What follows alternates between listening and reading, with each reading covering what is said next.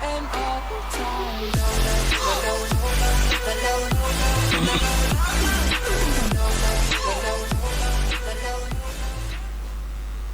আলাইকুম বন্ধুরা, আজকের আলোচনার বিষয় হচ্ছে অফিসিয়াল কাজে কাগজপত্রাদি ছাপাতে হয়, যেমন বিল, ক্যাশ মেমো, চালান, invoice, money receipt, file, folder, voucher, poster, brochure, magazine, profile, catalogue, wall calendar, desk calendar, notebook, diary, pad, envelope, leaflet, attendance card, result card, টিকা card, hand tag, sample card, sticker ইত্যাদি।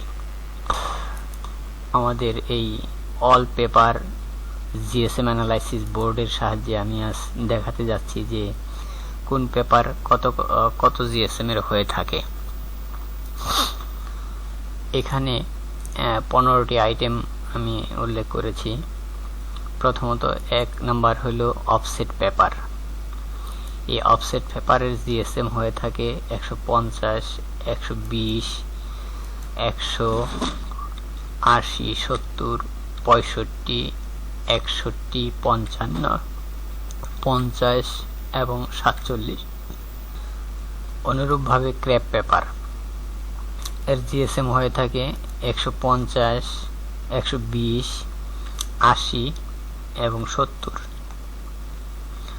Art পেপারের GSM হলো 170, 150, 120, 180। আমি এই তিনটে পেপারকে 1 number রিমার্কসে রাখছি, অর্থাৎ আমাদের মনে রাখার সুবিধার্থে এই তিনটের জিএসএম এর সাথে একটু মিল রয়েছে। অফসেট 150 থেকে 47, ক্র্যাপ পেপার 150 থেকে 70, যা অফসেটের সাথে মিল আছে। আবার আর্ট পেপার 170 থেকে 80, এটাও অফসেট ক্র্যাপ পেপার সাথে মিল আছে।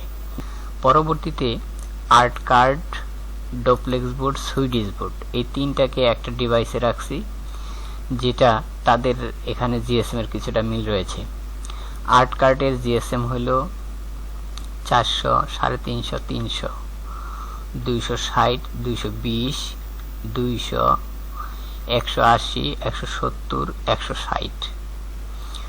ডুপ্লেক্স বোর্ডের জিএসএম হলো 400, 350, 300, 260, 200, 170, 160। অনুরূপভাবে সুইচের জিএসএম 400, 350, 300, 260, 210, 180, 160।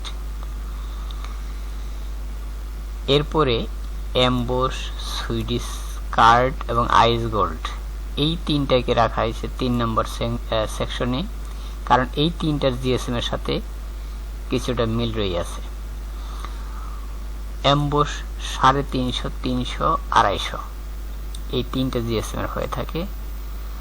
অনুরূপভাবে সুইডিশ বোর্ড 350, 300, 250 জিএসএম এর হয়ে থাকে। আইস গোল্ড পেপার 350 হয় না, 300 এবং 250, এই দুইটা জিএসএম এর হয়ে থাকে। এরপরে প্লাস্টিক কার্ডের জিএসএম হলো 250, 225, 200, 175। আর কালার কার্ড হলো 220, 170 জিএসএম এর। লিনিয়ার পেপার 150 জিএসএম এর হয়ে থাকে। এছাড়া জিএসএম ছাড়া তিনটে আইটেম রয়েছে, সেটা হলো স্টিকার পেপার। এই স্টিকার পেপার জিএসএম এ হয় না, এটা কোম্পানির নামে হয়ে থাকে, যেমন China normal, China medium, Thailand. আর কালার পেপার হলো Bashundhara fresh, auto carbon, Bashundhara, China. এই হইল পেপারের জিএসএম এবং কোম্পানি অনুযায়ী প্রত্যেকটা আইটেমের বিবরণ।